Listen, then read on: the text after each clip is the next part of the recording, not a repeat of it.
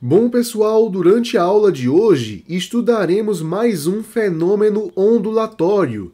Chegou a vez de compreendermos a interferência. E para promover um contato inicial com esse fenômeno, eu utilizarei uma simulação. Vamos em frente. Bom, pessoal, estamos aqui na primeira animação do dia. Nela nós temos algumas opções que são bastante interessantes. Por exemplo, nós podemos mexer na amplitude desse pulso que está localizado na esquerda, mas eu vou manter o valor original de 2. Observe que esse 2 diz respeito ao lado do quadrado dessa malha. Você pode verificar isso contando a partir da linha tracejada azul. Veja que a amplitude desse pulso é realmente de 2 lados, né? Enquanto nesse momento, para o pulso da direita, nós temos uma altura de 3 lados de quadrado. Então essa seria a unidade de medida dessa animação.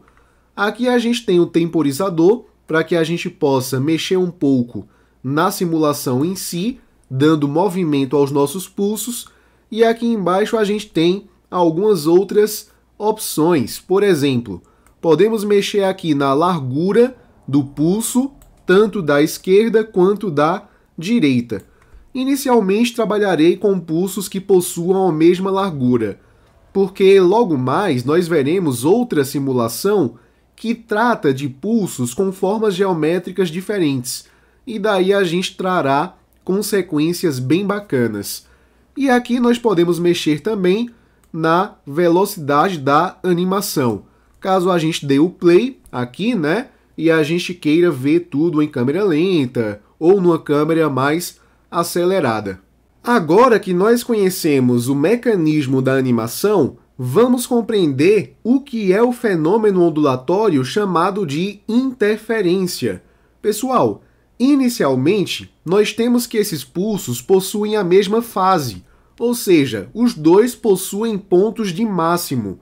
Veja que aqui na esquerda esse pulso possui uma crista e esse carinha da direita também possui uma crista. Antes de descongelar essa imagem, eu preciso dizer para vocês que o pulso da esquerda possui uma velocidade para a direita e que o pulso da direita possui uma velocidade para a esquerda, de tal maneira que esses dois pulsos em algum momento vão se encontrar. E é justamente o momento de encontro que nós estamos interessados. Veja bem, temos aqui um pulso de amplitude 2 e um pulso de amplitude 3. O que será que vai acontecer com esses dois pulsos quando eles se encontrarem? Vejamos. Aqui eu começo a descongelar a imagem, você percebe que os pulsos estão se encontrando até que finalmente eles se encontram. Veja que coisa interessante, parece que eles estão formando um pulso maior, não é?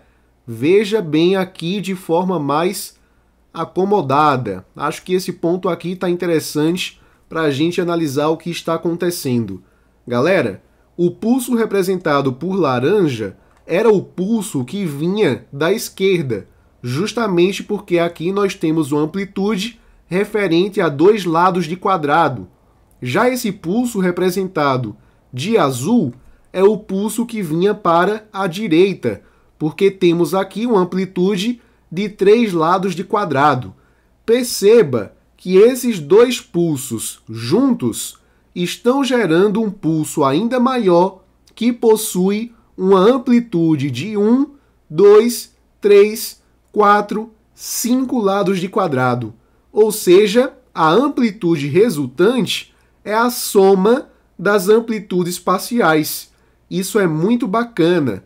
A gente chama esse fenômeno de interferência construtiva, justamente porque temos uma soma algébrica das amplitudes parciais. Também pelo fato de que esses carinhas estão ocupando a mesma posição, nós dizemos que a interferência pode ser chamada também de superposição. Legal! Logo depois da interferência construtiva, da superposição, a gente percebe que os pulsos se separam e cada um segue a sua vida como se nada tivesse acontecido. Quando eu falo como se nada tivesse acontecido, é porque eles mantêm as suas amplitudes originais e mantêm também as suas velocidades originais. Isso que é bacana. Inicialmente a gente tinha um pulso menor na esquerda e um pulso maior na direita. E a gente percebe que o pulso que estava indo para a direita, que é o pulso menor, logo depois da superposição, continua indo para a direita com a sua amplitude original. A mesma coisa vale para o pulso da direita, que tinha uma maior amplitude, estava indo para a esquerda e depois da superposição continua indo para a esquerda. Muito bacana. Tiago, existe somente a interferência construtiva? Lógico que não. Nós temos também a interferência chamada de destrutiva. A diferença é que os pulsos precisam estar, inicialmente, com uma diferença de fase.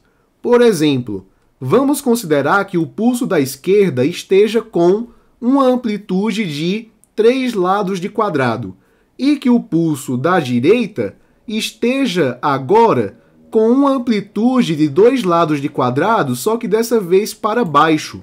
Dessa vez, portanto, o pulso da direita não possui mais uma crista, e sim um vale, que seria um ponto de mínimo. Quando eu descongelo a imagem e nós percebemos que os pulsos vão um em direção ao outro, a gente vê que no momento do encontro a gente tem novamente um pulso resultante. Só que dessa vez esse pulso resultante é menor que os pulsos originais. A gente tem aqui de laranja o pulso que vinha da esquerda, que tinha uma amplitude de 3 lados de quadrado, e embaixo a gente tem o pulso que vinha da direita, que era o pulso que tem 2 lados de quadrado para baixo, tinha um ponto de mínimo. A gente nota que o pulso resultante ele tem uma amplitude de 1 lado de quadrado, que seria a diferença entre a amplitude do pulso maior, que era 3, e a amplitude do pulso menor, que era 2. 3 menos 2, a gente tem uma amplitude resultante de apenas 1 ladinho de quadrado, que é justamente a amplitude aqui do pulso resultante. Essa é a interferência destrutiva. Destrutiva porque aqui nós temos uma amplitude gerada menor que as amplitudes parciais. Logo depois da superposição, cada pulso segue o seu caminho, também com as suas características inalteradas. Existe um caso bem curioso de interferência destrutiva, que é quando esses caras possuem a mesma amplitude, mas possuem fases opostas, ou seja, uma crista para o pulso da esquerda e um vale para o pulso da direita. No momento em que a gente vê a superposição, nesse caso, lembrando que as amplitudes parciais são iguais, a gente teria um tipo de interferência que é chamada de interferência totalmente destrutiva. Note que 3 menos 3 é igual a 0. Então, 0 seria o valor da amplitude resultante. Nesse momento, temos uma interferência totalmente destrutiva. E o mais legal é que depois da superposição, esses pulsos seguem os seus caminhos separadamente, de forma independente, com as mesmas características iniciais. Muito bem, retornemos para o quadro. Após estudarmos visualmente o fenômeno da interferência através da simulação, nós podemos postular algumas conclusões importantes sobre esse tipo de fenômeno. Inicialmente, nós vimos a interferência construtiva. Nós vimos que ela acontecia quando tínhamos um encontro de 2 pulsos em concordância de fase. Ou seja, se o pulso da esquerda ele vinha com um ponto de máximo, que seria uma crista, o pulso da direita vinha também com uma crista, também com um ponto de máximo. Ou, se o da esquerda vinha com um ponto de mínimo, que seria um vale, o da direita também vinha com um ponto de mínimo, que seria outro vale. Durante o encontro, a gente verificava a interferência construtiva. Isto é, verificávamos que tínhamos a produção de um novo pulso cuja amplitude resultante era a soma das amplitudes individuais dos pulsos anteriores. É interessante porque esse fenômeno que eu acabei de descrever, desse encontro, e aí a gente teria uma amplitude resultante, é chamado de princípio da superposição. Então verificávamos que um pulso que estava para cima, com uma certa amplitude A1, se encontrava com um pulso também para cima, com amplitude A2. E durante o encontro, a gente tinha a produção de um pulso cuja amplitude correspondia à soma das amplitudes parciais dos pulsos anteriores. E a gente verificava que depois do encontro, cada pulso seguia a sua vida como se a superposição não tivesse ocorrido. Ou seja, o pulso que vinha para a esquerda continua indo para a esquerda com a mesma velocidade de antes e com a mesma amplitude de antes. Mesma coisa para o pulso que vinha para a direita. Ele permanece indo para a direita com a mesma velocidade e com a mesma amplitude original. Aqui cabe uma observação. Essa característica de cada pulso seguir o seu caminho inalterado em termos físicos é chamado de independência das ondas. Então essas ondas são independentes. Esses pulsos seguem os seus caminhos normalmente após a superposição. Muito legal. Isso também vai valer para a interferência destrutiva. E o que era a interferência destrutiva? Agora, nós temos pulsos se encontrando com oposição de fase. Ou seja, se o da esquerda tem um ponto de máximo, o da direita teria um ponto de mínimo, uma crista e um vale, respectivamente. Quando a gente tinha um encontro desses dois pulsos, nós tínhamos a produção do princípio da superposição mais uma vez. E o detalhe é que dessa vez a amplitude resultante era menor que as amplitudes individuais dos pulsos anteriores. Ou seja, consideramos aqui um pulso indo para a direita com uma amplitude A1 e um pulso indo para a esquerda com uma amplitude A2. Durante a superposição, nós percebemos que existe a produção de um pulso cuja amplitude resultante é dada pela diferença entre as amplitudes individuais dos pulsos anteriores. E o legal é que o fenômeno da independência das ondas se mantém verdadeiro. Logo depois da superposição, cada pulso vai para o seu caminho com a mesma velocidade que tinha antes e com a mesma amplitude também. Aqui cabe um detalhe bastante importante. Quando a amplitude do primeiro pulso é igual à amplitude do segundo pulso, a gente tem um tipo específico de interferência destrutiva. É a interferência totalmente destrutiva. Veja só como isso acontece. Novamente, temos pulsos em oposição de fase prestes a se encontrar, prestes a passar por uma superposição. Veja que aqui temos uma amplitude A1 e aqui temos uma amplitude A2, cujo módulo é igual a A1. Muito bem. Durante o encontro, A1 menos A2 é igual a zero. Interferência completamente destrutiva. E após a superposição, cada pulso segue o seu caminho de maneira inalterada. Cada um vai seguir a sua vida sem nenhum problema. Legal. E aí assim, pessoas, vamos fazer agora uma questão para que possamos exercitar os conhecimentos adquiridos.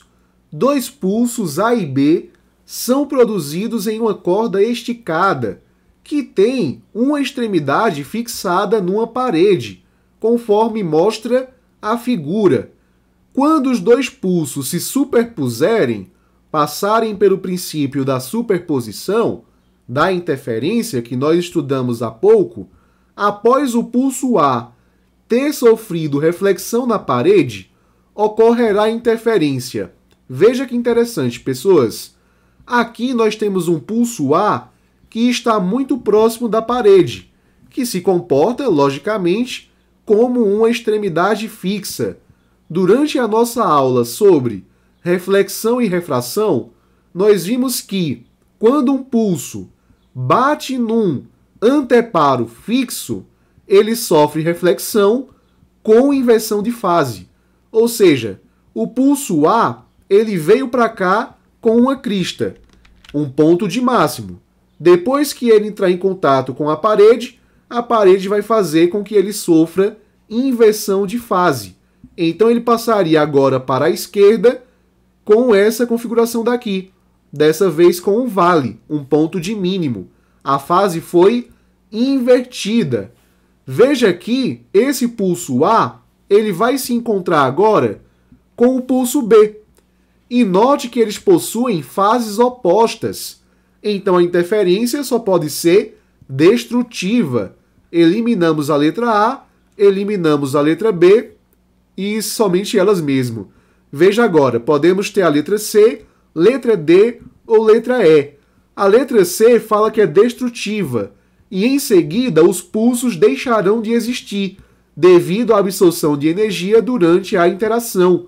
Falso. A gente sabe que depois da superposição, depois da interferência, cada pulso segue o seu caminho de maneira inalterada. Isso porque nós temos a independência das ondas, conforme nós vimos durante a explicação. A letra D fala que é destrutiva, até aí tudo bem, e em seguida os dois pulsos seguirão juntos no sentido do pulso de maior energia. Falso. Mesma justificativa da letra C, né? Cada um vai seguir o seu caminho. O que estava indo para a direita continua indo para a direita, o que estava indo para a esquerda continua indo para a esquerda, e cada um com a sua amplitude original. A letra E, que só pode ser a nossa resposta, diz que é destrutiva, e em seguida, cada pulso seguirá seu caminho, mantendo suas características originais. Dessa vez, nós temos respeitado o princípio da independência das ondas. Então, realmente é a nossa resposta. Agora que nós vimos o modelo mais clássico da interferência, podemos ir para um modelo um tanto mais atípico, um tanto quanto peculiar. Veremos aqui pulsos que possuem formatos geométricos diferentes. Vamos lá ver uma animação para que nós possamos compreender isso de uma forma mais bacana. Pessoal, essa animação é muito bacana porque dessa vez nós podemos brincar um pouco com o formato dos pulsos parciais e ver o que acontece no momento da superposição desses pulsos parciais.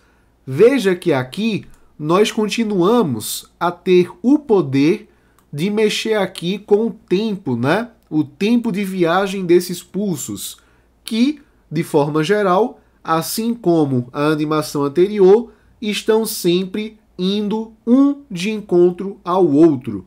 Muito bem. Nós podemos escolher qual é o formato do pulso da esquerda. Quando a gente mexe aqui, por exemplo, temos uma série de formatos possíveis e podemos também mexer no formato do pulso da direita. Basta que a gente selecione o formato que a gente quer estudar. Muito bem. Inicialmente eu vou pegar dois pulsos que têm um aspecto quadricular e eu quero uma interferência construtiva. Veja que eu já comecei bem, porque os dois pulsos possuem a mesma fase, ou seja, os dois estão voltados para cima no meu eixo de referência. Quando a gente percebe a superposição desses carinhas, logo de início, a gente nota aqui, ó, que essas áreas começam a se somar. Veja aqui em cima que a gente tem os pulsos parciais representados e é como se um estivesse entrando no outro, né? Garantindo a superposição. Então aqui a gente tem uma largura de um quadradinho aqui embaixo, né? Um lado de quadrado e uma altura aqui de 4 lados de quadrado para cada pulso individual. Por isso que aqui a gente tem uma resultante que tem também mais ou menos um lado de quadrado e tem aqui uma amplitude dessa vez de 8 lados de quadrado, que seria a soma de cada amplitude parcial. Logo depois a gente percebe que a gente tem a interferência completa, né? Aqui nós temos a superposição em todo o seu esplendor. Logo depois, cada pulso segue a sua vida como se nada tivesse acontecido, né? O fenômeno da independência dos pulsos. Muito bem. Lógico que isso fica um pouco mais divertido quando nós selecionamos áreas um tanto quanto exóticas. Por exemplo, eu vou manter aqui o pulso quadrado na esquerda, mas na direita eu vou colocar esse carinha daqui. Veja que quando a gente tem a superposição, é como se essas áreas se somassem. Então aqui a gente tem o primeiro encontro, então a gente vai somando as partes laterais dessas áreas, como vocês podem ver, até que chega um momento em que as duas áreas acabam se somando completamente. Interferência construtiva. Somamos a área do pulso da esquerda com a área do pulso da direita. É bem legal observar esses formatos um tanto quanto exóticos, né? É legal também quando a gente analisa a interferência destrutiva. Vamos pegar esse mesmo desenho para o carinha da direita, só que dessa vez para baixo, que seria esse daqui. É lógico que quando a gente tem a superposição desses carinhas que estão em oposição de fase, a gente nota que a área do pulso resultante é a diferença entre as áreas dos pulsos parciais, desde o momento em que eles se encontram, como vocês podem ver aqui, até o momento em que a gente tem a superposição total. Lógico, como a gente percebe que o cara de cima é um quadrado e o cara de baixo ele é um quadrado que não tem essa parte de baixo, que seria um triângulo, né? A gente teria um triângulo aqui para cima, né? É como se a gente fizesse assim, ó. É como se a gente pegasse a área desse cara aqui de cima, a gente colocasse esse carinha por cima dele e depois a gente recortasse. Só ia sobrar, logicamente, esse singelo triângulo que apareceu ali pra gente. Muito legal. Então, a interferência tanto construtiva quanto destrutiva assumem padrões bem interessantes quando temos esses formatos mais diferenciados, digamos assim, né? Por exemplo, a gente pode pegar aqui um triângulo para baixo e aqui a gente pega esse troço para cima. A gente vê a superposição dos dois, olha como seria, né? A diferença entre essas duas áreas é justamente esse triângulo que falta para ser preenchido aqui. Ou quando a gente coloca dois triângulos, por exemplo, para uma interferência construtiva, que a gente vê esse padrão. Aqui parece o Batman, inclusive, né? No pulso resultante. E aí você vê aqui a interferência completa, né? Bem bacaninha. Ok. Então, é sempre ficar atento ao formato dos pulsos para que a gente possa fazer essa soma geométrica das áreas parciais. Muito legal. Voltemos agora para as questões. Agora que sabemos de tudo isso, podemos resolver algumas questões. A figura 1 mostra, no instante t igual a 0, dois pulsos retangulares que se propagam em sentidos contrários. Então, realmente, temos aqui um pulso retangular para cima e um pulso retangular para baixo. Temos oposição de fase.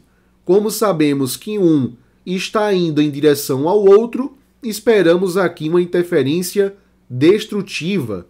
Ao longo de uma corda horizontal esticada, a velocidade de cada pulso tem módulo igual a 2 cm por segundo. O pulso da esquerda tem 3 cm de largura e o da direita tem apenas 1 cm de largura. Dentre as opções seguintes, indique aquela que mostra o perfil da corda no instante t igual a 2 segundos. Temos aqui algumas opções. Vamos analisar através do enunciado mesmo. Veja, Eu sei que cada carinha desse anda com uma velocidade de 2 centímetros por segundo. Então, se eu sei que são decorridos 2 segundos, a gente teria 4 centímetros de deslocamento para cada pulso desses, né? Basta você pensar que o deslocamento é a mesma coisa que a velocidade vezes o tempo, lá da cinemática elementar, né? A velocidade de cada um é de 2 centímetros por segundo e o tempo de viagem é de 2 segundos. 2 vezes 2 é igual a 4. Lembre-se que aqui nós temos a unidade de centímetros. Então vamos olhar para esse pulso da esquerda primeiro. A gente sabe que ele vai se deslocar 4 centímetros para a direita. E eu vou considerar que cada quadradinho desse possa representar o deslocamento de 1 centímetro. Então vamos lá. Ele se desloca 1, 2, 3, 4 quadradinhos. Então quer dizer que esse pulso retangular para cima, ele se encontra exatamente aqui. Lembrando que ele tem uma largura de 3 quadrados, né? Como nós acabamos de ver. Que ele inclusive diz que são 3 centímetros, né? Daí a dica de que cada quadradinho tem 1 centímetro. Muito bem.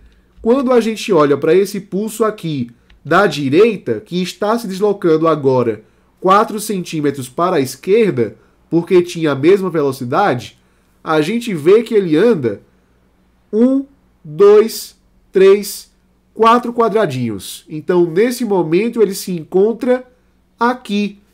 Como eu falei para vocês, temos pulsos que estão em oposição de fase. Então, temos uma interferência destrutiva. É lógico que essas áreas vão se subtrair. É como se a gente pegasse essa área todinha e a gente retirasse essa área na posição em que ela se encontra. Como se a gente fizesse um recorte. Então quer dizer que a configuração seria mais ou menos essa daqui, né? No meio a gente teve um recorte e aqui a gente continua como estava antes. Então esse seria o pulso resultante no momento da superposição, que é justamente a configuração que aparece na letra A de AIDS. Muito bem, vamos agora para a próxima questão, que é inclusive uma questão bem parecida com a questão anterior. 2 pulsos, sendo um quadrado e outro triangular, propagam-se em uma corda em sentidos opostos, cada um com velocidade de 1 centímetro por segundo, como mostra a figura abaixo. Então essa é a configuração que nós temos. Verificamos realmente um pulso aqui na esquerda com formato retangular, né? E a gente tem aqui um pulso com formato triangular. A ideia é que eles vão se encontrar em determinado momento, já que suas velocidades possuem sentidos opostos, e a gente espera que tenhamos aqui uma interferência destrutiva. Afinal, o pulso da esquerda possui um ponto de máximo e o pulso da direita possui um ponto de mínimo. Estão realmente em oposição de fase. Algo que vale a pena mencionar desde agora é que a distância entre duas pequenas marcações verticais corresponde a 1 centímetro exatamente. Muito legal. Vamos voltar aqui para o enunciado. Considerando o posicionamento dos pulsos em t igual a 0, que seria justamente esse posicionamento, né, representado na figura, pode-se afirmar que no instante de t igual a 2 segundos, a figura que melhor representa a configuração da corda é... Vamos lá, vejamos qual é a melhor configuração. Primeiro, a questão falou para a gente que a velocidade de cada um é de 1 centímetro por segundo, e eu quero saber qual é o deslocamento de cada pulso desse. Eu sei que ΔS é igual a V vezes T, então ΔS vai ser igual à velocidade, que é 1 centímetro por segundo, vezes o tempo, que ele pede que seja de 2 segundos. Então, o nosso ΔS vai ser 1 vezes 2, que é igual a 2 centímetros. Então, como esses pulsos possuem a mesma velocidade, apenas o sentido é que é alterado, cada um deles vai andar 2 centímetros. Esse carinha daqui vai andar 2 centímetros para a direita e esse carinha daqui vai andar 2 centímetros para a esquerda. Ora, temos aqui 2 centímetros. Então esse carinha vai apresentar uma configuração aqui, né? Já que ele tem uma largura de 2 centímetros. Legal. Já esse carinha triangular, ele também vai andar 2 centímetros, lógico. Então 2, ele ficaria nessa posição daqui. Como temos uma interferência destrutiva, como foi mencionado, nós subtrairemos essas áreas. Então seria essa área menos essa área aqui de baixo. A gente teria um desenho que seria feito esse que eu estou desenhando aqui do lado, né? Porque esse triângulozinho ele se encaixaria aqui em cima. Muito bem. A nossa resposta seria a letra A de amarelão. Muito legal.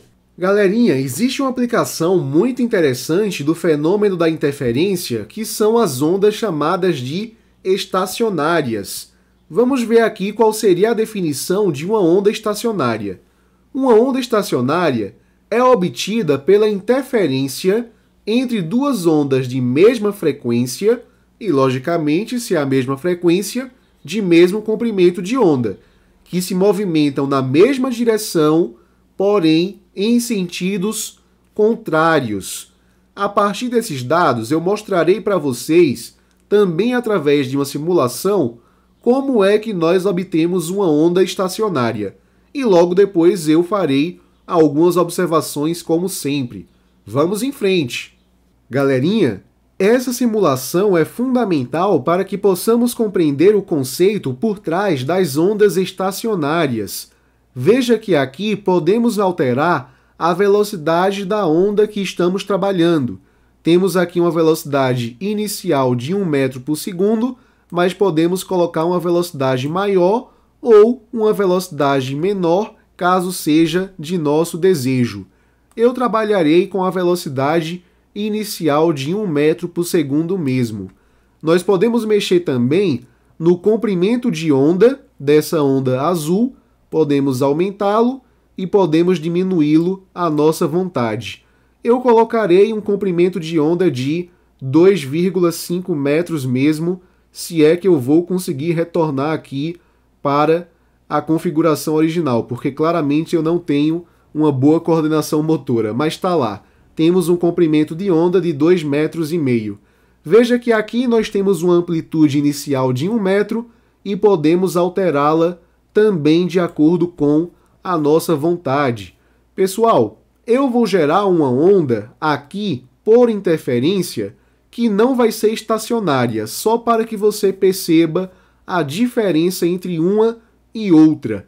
Então eu vou colocar, nesse momento, uma onda de vermelho que possua o mesmo comprimento de onda que a onda azul e tenha também a mesma amplitude. E, inicialmente, eu vou colocá-las viajando no mesmo sentido, ou seja, para a direita.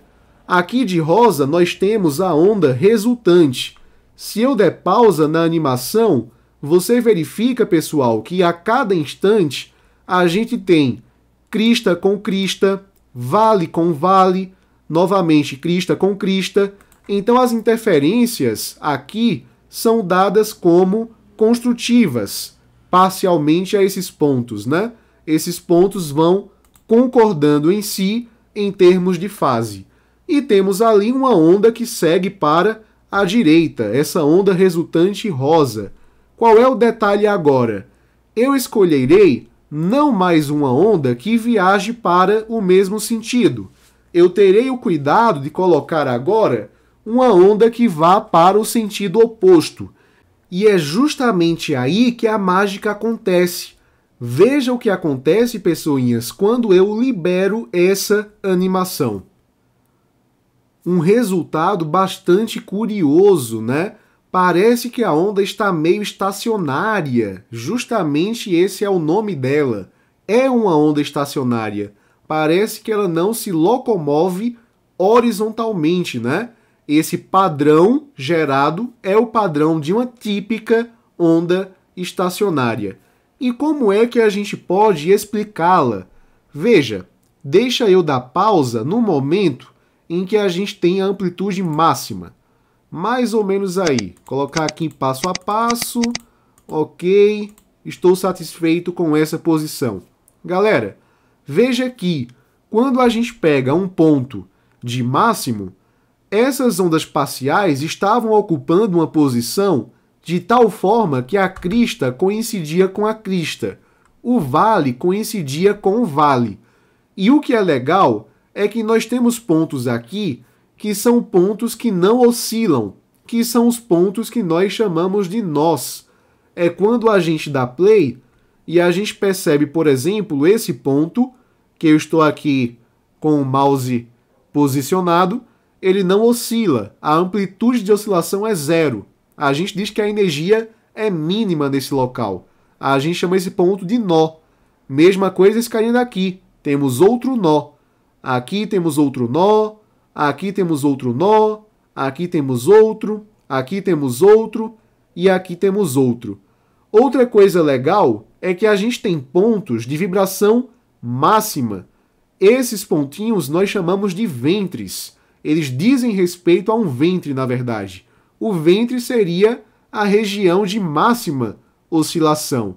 Ou seja, ó, aqui subindo, depois descendo, subindo, depois descendo. Então, esse sobe e desce ocorre numa região chamada de ventre. Muito bacana. Logo mais eu mostrarei para vocês um esquema de como é que podemos gerar ondas estacionárias a partir da união de dois fenômenos ondulatórios. Um deles, logicamente, é a interferência que nós acabamos de tratar durante essa animação. Mas uma coisa que eu preciso que você perceba desde agora é que, para gerar um padrão de ondas estacionárias, a gente precisa ter o mesmo comprimento de onda para as duas ondas escolhidas. Caso contrário, a gente vai se deparar com alguns padrões estranhos, como esse aqui que eu vou colocar para vocês, caso tivéssemos ali comprimentos de onda diferentes, o que resultariam também em frequências diferentes. Claramente, este não é o padrão de ondas estacionárias que a gente acabou de estudar. Imagine que a gente coloque mesmo dois comprimentos de onda iguais, mesma frequência de onda, mas a gente mexa dessa vez na amplitude de uma das ondas. Veja o que acontece. A gente percebe aqui uma pequena variação, né? No nosso padrão, parece que ela está se mexendo agora para a direita. Se eu mexo aqui, a gente mexe também com isso. Enfim, a gente não tem mais aquele padrão anterior. Então, para que a gente tenha o padrão de ondas estacionário, é necessário que a gente tenha mesmo comprimento de onda, o que indica uma mesma frequência e a gente mantenha também uma amplitude coerente, né? Vamos discutir isso agora lá no quadro. Pessoal, aqui nós temos uma captura de tela daquilo que nós acabamos de ver durante a simulação. O interessante que a gente percebeu é que essa onda chamada de estacionária, ela não oscilava na horizontal, por isso que o nome dela é estacionária, né? Ela oscilava somente na vertical, de tal forma que a próxima configuração dela seria mais ou menos essa que eu estou deixando aqui de forma tracejada para vocês. E nós vimos que coisas bastante peculiares aconteciam aqui, né? Lógico que esses pontos aqui, por exemplo, quando a gente pegava desse ponto inferior para esse ponto superior, eles tinham oscilação máxima, né? Ou seja, a onda ficava subindo e descendo nessas posições. E o interessante é que nós tínhamos pontos que não oscilavam. Eles ficavam lá paradinhos, por exemplo, esse ou esse daqui, que nós chamávamos durante a simulação, e aqui eu reforço, são chamados de nós. Todos esses pontos azuis são os nós da nossa configuração. São pontos em que a energia é zero. E, por outro lado, esses pontos em que a gente tinha a máxima oscilação são chamados de ventres. Justamente aqui nós temos um máximo aproveitamento energético, né? A energia é alta. Perceba também que cada pulso desse tinha uma amplitude que chamamos de A. E quando a gente pega a oscilação, ela ocorre num espaço que é o dobro de A, já que ele vai para cima, depois para baixo, certinho? Outra coisa que vale a pena mencionar, e eu vou utilizar aqui a figura anterior, é que a gente tinha visto que cada oscilação sozinha correspondia a meio comprimento de onda. E isso permanece verdadeiro aqui. Quando a gente pega aqui uma oscilação sozinha, nós mantemos aqui aquele padrão que a gente aprendeu desde a primeira aula, de que corresponderia a metade do comprimento de onda. Algo também que podemos destacar que é muito interessante é que nós podemos criar uma onda estacionária a partir da superposição de uma onda com a sua respectiva reflexão. Lembra que eu falei durante a animação que nós podíamos gerar ondas estacionárias a partir da união de dois fenômenos? Então seria justamente da interferência e da reflexão. Isso em extremidades fixas. Veja como é que isso ocorre. Nós enviamos essa onda para a direita, ela vai encontrar essa extremidade fixa e vai sofrer reflexão. Por ser uma extremidade fixa, nós temos aqui uma reflexão com inversão de fase, ou seja, com esse aspecto. Veja que aqui, quando nós juntarmos essas duas configurações, nós ficaremos com esse aspecto de oscilação, que seria justamente da onda estacionária, beleza? Esse tipo de configuração a gente conseguiria, por exemplo, numa corda de violão, ao colocar uma certa nota, ok? E é isso que a gente vai ver justamente no futuro. Aqui nós estamos vendo a introdução às ondas estacionárias, mas nós veremos em acústica cordas vibrantes, tubos sonoros, que vão utilizar esse princípio. Algo que eu quero que você note desde agora é que essa configuração não é simultânea. Primeiro ele apresenta essa configuração daqui de cima e depois, passando-se o tempo, é que a gente apresenta essa configuração aqui de baixo. Elas vão alternando, né? E é isso que faz com que essa região seja uma região ventral, né? Onde a gente tem ventres, em que a gente tem máxima oscilação, e essas daqui sejam pontos de mínima oscilação. Oscilação nula, na verdade, né? Que são os nós, beleza? Vamos agora fazer algumas questões que peguem um pouco a introdução dessas ondas estacionárias. As ondas estacionárias resultam de fenômenos de difração e interferência? Não, interferência sim, mas a onda não está contornando nenhum meio, né? Reflexão está ok, porque a gente viu que era isso que acontecia aqui para uma extremidade fixa, né? E refração não, porque a onda não está mudando de meio. Difração não pode ser, reflexão ok. Letra D é a nossa resposta, reflexão e interferência, né?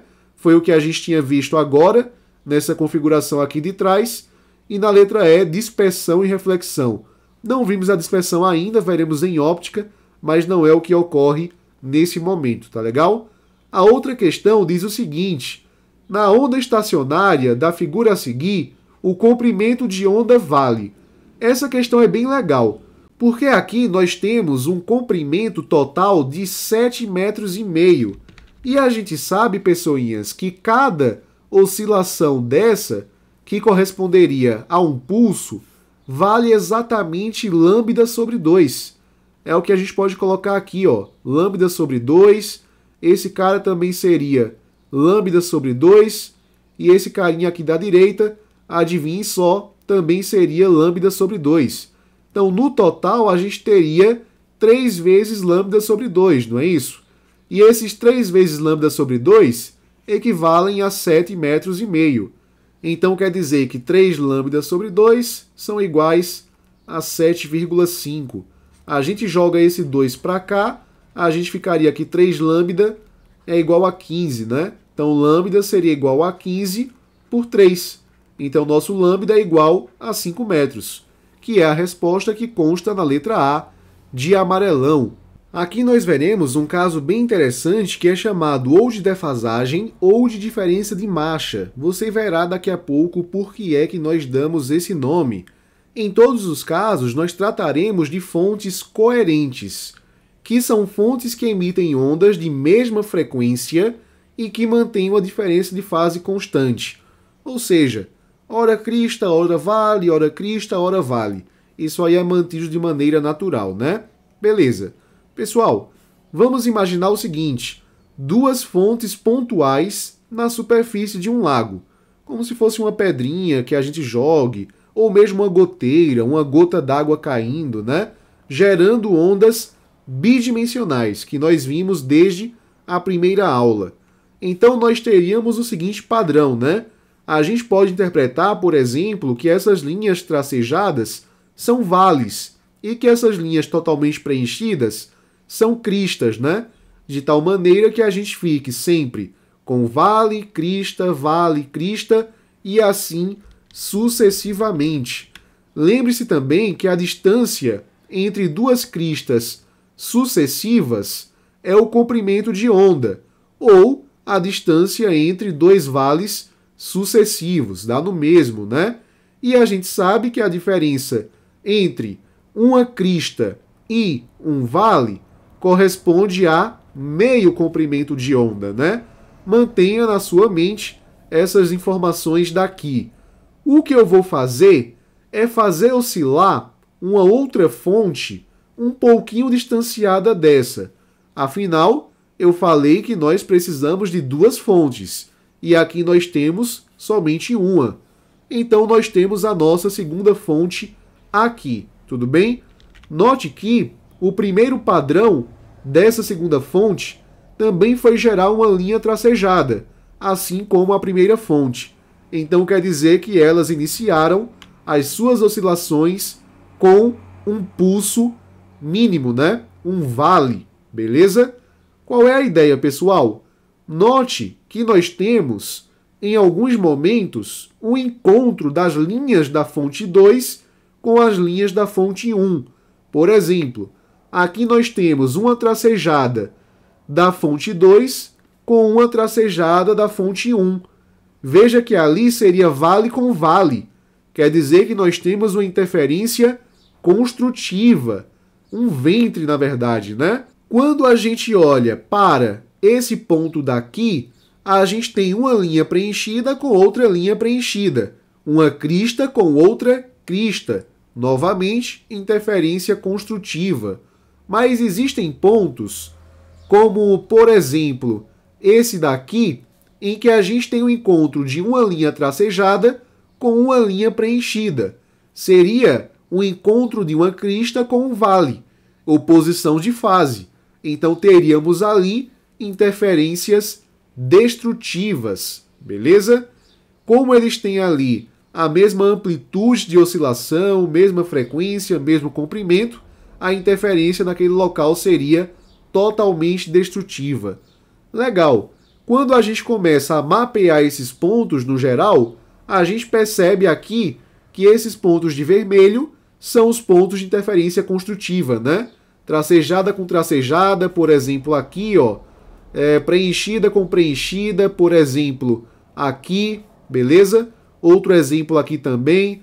E as verdes representam aqui as interferências destrutivas, né? Linha tracejada com linha preenchida, como por exemplo, essa daqui, ou essa, né? A gente tem vale com crista, então a gente tem realmente interferência destrutiva. O legal é que aqui nós aparecemos com um certo padrão. Veja só, quando a gente pega essa fonte 1 e a fonte 2, e a gente considera, por exemplo, esse ponto daqui, a gente sabe que esse ponto daqui é um ponto de interferência destrutiva, né? Uma linha tracejada com uma linha preenchida. A distância que esse carinha está da fonte 2 corresponde a 1, 2, 3, 4 lambda sobre 2. Afinal, lembre-se que a distância entre uma crista e um vale é de lambda sobre 2. Então, eu vou chamar isso aqui de D2. Eu diria que D2 seria 4 lambda sobre 2, não é isso? Então, 4 lambda sobre 2. Bacana. Quando a gente vê a distância para a fonte 1, a gente teria 1, 2, 3, 4, 5 lambda sobre 2. Então esse seria o nosso D1. D1 igual a 5 lambda sobre 2. Aquilo que nós chamamos de defasagem é quando a gente pega uma subtração entre D1 e D2. Porque, veja, essa seria a marcha da primeira fonte e essa seria a marcha da segunda fonte. A diferença de marchas é o que nós chamamos de defasagem. A defasagem a gente pode representar por ΔX. Tranquilo? Então esse ΔX seria D1, que é 5 lambda sobre 2, menos D2, que seria 4 lambda sobre 2. Isso aqui daria lambda sobre 2. Isso para termos uma interferência chamada de destrutiva. Veja que interessante quando a gente pegar uma interferência construtiva. Uma interferência construtiva, como por exemplo, nesse ponto daqui, colocar até de outra cor para a gente conseguir diferenciar melhor, colocar um azul escuro. Eu não lembro mais qual foi o ponto que eu peguei, mas vamos fingir que foi esse daqui, uma interferência construtiva. A distância da fonte 1 até esse ponto seria de 1, 2, 3, 4, 5, 6 lambda sobre 2. Esse aqui seria o novo D1, chamado de D1'. Então, D1' seria igual a 6 lambda sobre 2. Legal. Já a distância da fonte 2 até ele seria 1, 2, 3, 4, 5, 6 lambda sobre 2 também. Então, veja que interessante. Aqui seria 6 lambda sobre 2. É lógico que esse ΔX vai ser igual a zero, né? Porque a gente está subtraindo coisas iguais, beleza? Vamos pegar outro ponto de interferência construtiva. Vamos pegar esse carinha daqui, por exemplo. Pegar esse carinha daqui, ó, certo?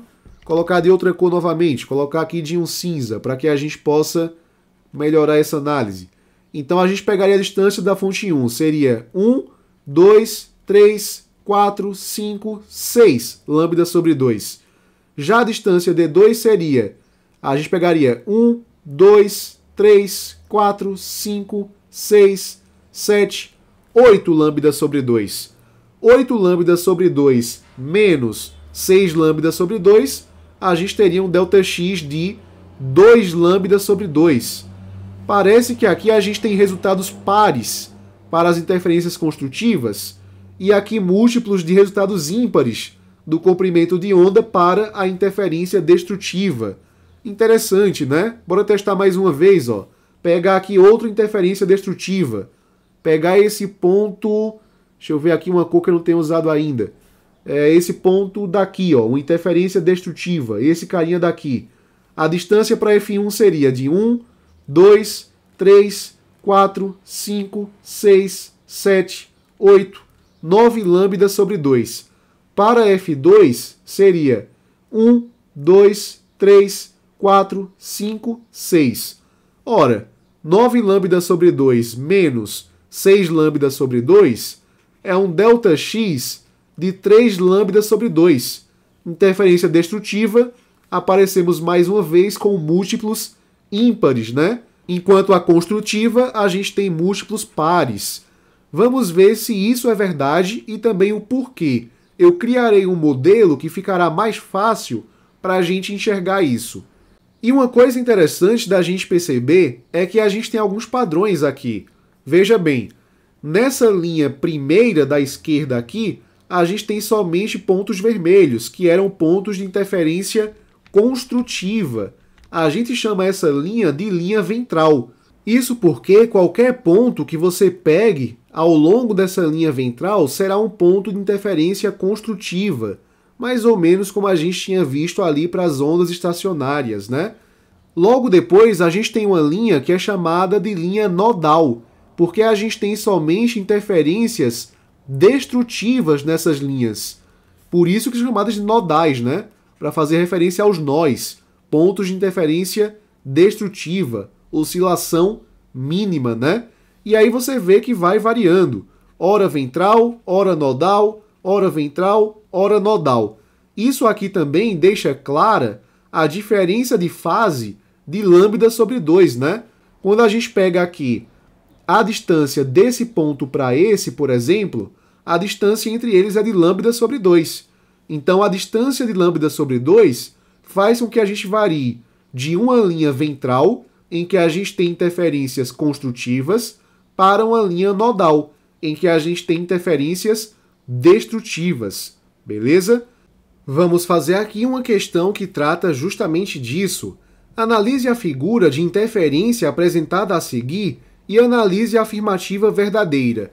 Então temos aqui uma figura que se parece muito com o nosso arranjo anterior. A gente precisa lembrar que, quando a gente tem duas linhas tracejadas se encontrando, como por exemplo esse ponto, a interferência é construtiva. Seria um encontro de um vale com outro vale, por exemplo.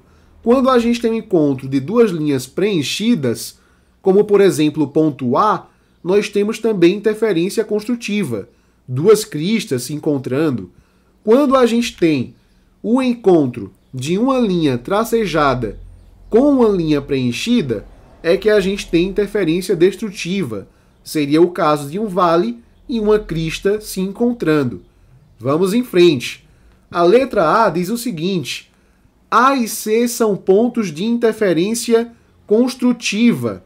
É isso que nós vamos verificar, né? Quando a gente olha para o ponto A, realmente, encontro de duas linhas preenchidas. É interferência construtiva, beleza. Quando a gente olha para o ponto C, é uma linha preenchida com uma linha tracejada. Então é interferência destrutiva. Aqui ele está errado por falar do ponto C, né? A letra B diz: B e D são pontos de interferência destrutiva. B é o encontro de duas linhas tracejadas, concordância de fase. Então não é destrutivo, de cara está falso, né? A letra C diz que B e D são pontos de interferência construtiva. B realmente é construtiva, a gente acabou de discutir isso, né? E D também é construtiva, porque a gente tem aqui um encontro de duas linhas preenchidas, duas cristas, por exemplo, né? Então, letra C de cirrose é a nossa resposta. A letra D diz que B e C são nós. Só que B é interferência construtiva e C que é interferência destrutiva. Então, C, tudo bem, é um nó, mas B seria de uma linha ventral, né? E a letra E fala que A e C são vales, sendo que A e C são pontos de encontro, né? São pontos de interferência. Então, ou são ventres ou são nós. Essa nomenclatura de vales nem caberia aqui. Tranquilo? Pessoas, a gente pode pensar nesse fenômeno também para ondas sonoras. Imagine que F1 seja uma caixa de som e que F2 seja outra caixa de som. E que o ponto D seja o detector dessas duas caixinhas de som, dessas duas ondas sonoras que serão direcionadas para ele. Como é que a gente pode pensar? Numa festa, você vai para um determinado ponto, parece que a música está mais alta. Você vai para outro ponto, parece que a música está mais baixa. Quando está mais alta, é porque a gente teve interferência construtiva. Quando está mais baixa, tivemos uma interferência destrutiva.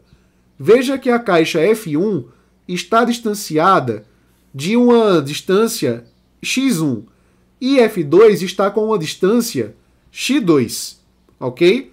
Essa diferença de distâncias é que pode gerar uma defasagem nos ouvidos do detector, mais ou menos como a gente tinha visto para as ondas bidimensionais. E aqui eu vou mostrar para vocês um modelo que vai ajudar que a gente entenda tanto esse fenômeno quanto ao caso das ondas bidimensionais que a gente tinha visto anteriormente, beleza? Seria o seguinte: inicialmente pegaremos ondas que estejam em concordância de fase. Então quer dizer que quando a gente tem uma crista para uma, a gente tem uma crista para outra. Observe que nesse momento nós não temos uma diferença de distância entre elas. É como se as duas caixas de som ou as duas fontes no laguinho estivessem lado a lado, ok? Então, crista com crista, vale com vale, crista com crista, vale com vale, crista com crista. Temos aqui um ΔX que vale 0, a distância entre elas é nula, e aqui a gente tem uma interferência construtiva, que é a observação que eu coloco aqui para vocês. O que nós faremos agora é deslocar essa fonte 2 de meio comprimento de onda. Veja que meio comprimento de onda corresponde a um pulso desses que eu destaquei nesse momento. Então, quando a gente faz esse afastamento dessa segunda fonte, veja o que acontece.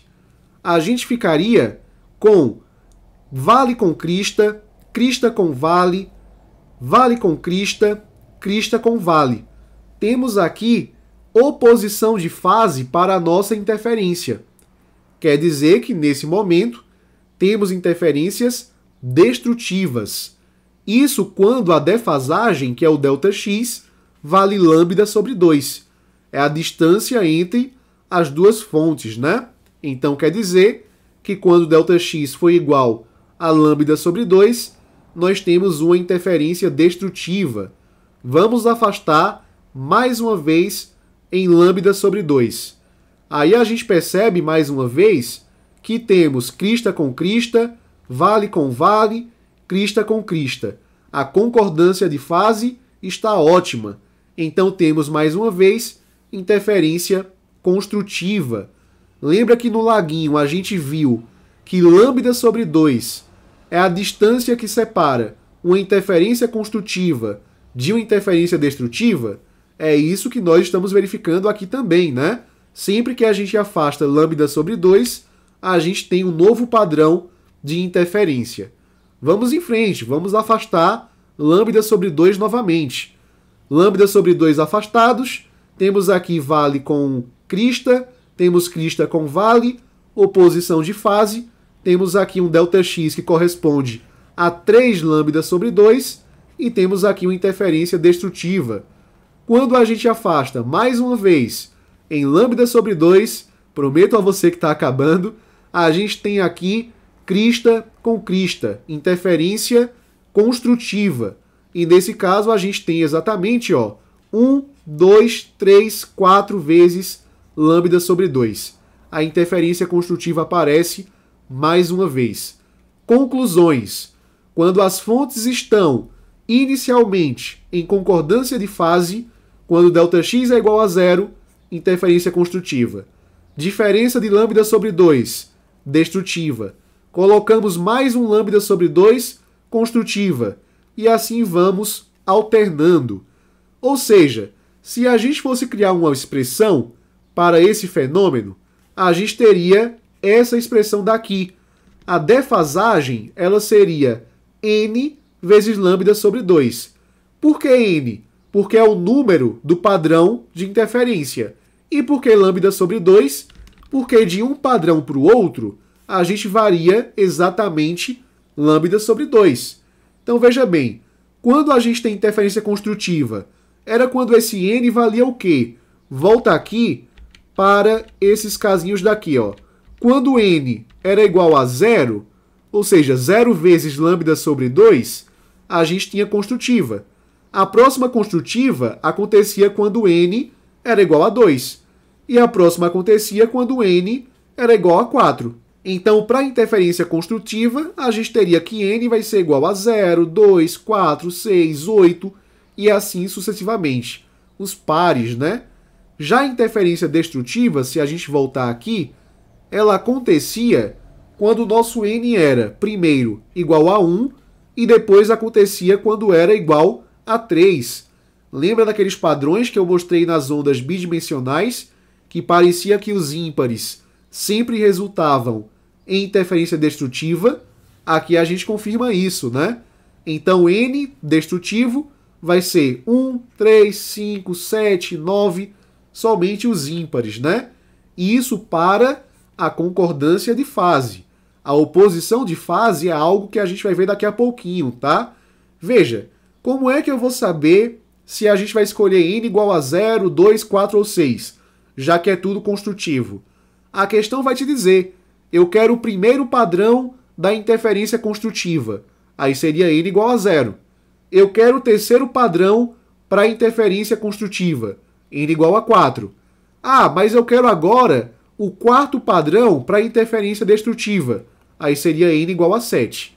E assim sucessivamente. Muito legal. Vamos agora ver o que acontece para ondas que estejam inicialmente em oposição de fase, que seria o caso desse desenho daqui. Veja que, inicialmente, a gente tem crista com vale, vale com crista, crista com vale, vale com crista, crista com vale. Temos oposição de fase, não existe distância aparente entre as duas fontes, então, nesse caso, quando ΔX for igual a zero, a interferência é destrutiva. Já é uma mudança em relação àquele padrão que a gente viu para as ondas inicialmente em concordância de fase.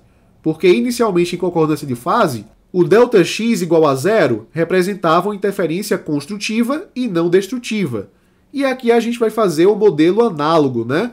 Primeiro eu vou afastar aqui em lambda sobre 2, e aí você verificaria que teríamos vale com vale, crista com crista, vale com vale, crista com crista, ou seja, concordância de fase, né? Então, quando ΔX é igual a lambda sobre 2, temos interferência construtiva. Colocaremos mais um lambda sobre 2 de afastamento. Temos aqui 2 lambda sobre 2. Crista com vale, vale com crista, crista com vale. Interferência destrutiva, né?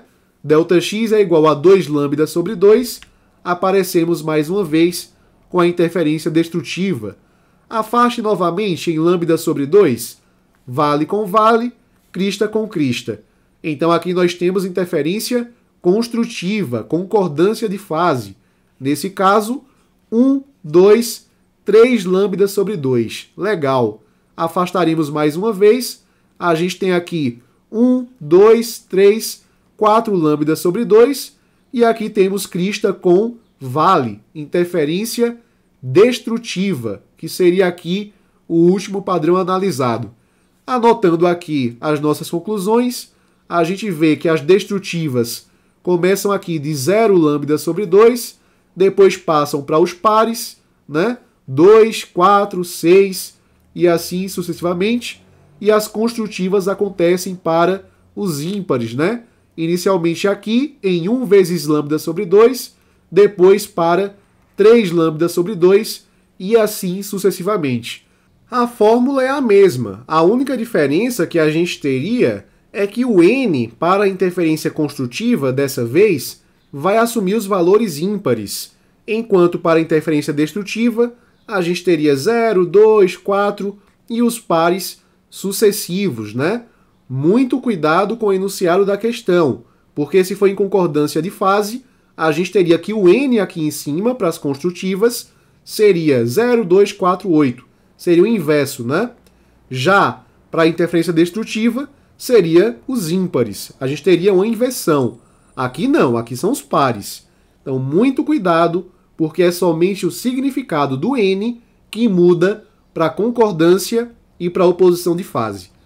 O interessante é que isso explica para a gente por que é que estações de rádio, por exemplo, possuem bastante interferência. Aparece aquele ruído, né? Isso acontece, pessoal, porque pegamos ondas que elas têm frequências muito próximas, que é um dos requisitos que a gente viu para o caso da defasagem, né? Então isso pode gerar uma defasagem e fazer com que uma estação comece a interferir na outra, por exemplo, quando a gente tem uma estação estadual interferindo com uma estação municipal, por exemplo. Isso é bem bacana, né? Então, vamos em frente aqui fazer algumas questões. Primeira delas, duas fontes F1 e F2, separadas de certa distância e operando em fase, produzem ondas na superfície da água com comprimentos de ondas constante de 2 centímetros. Ou seja, podemos trabalhar sem nenhum problema, né?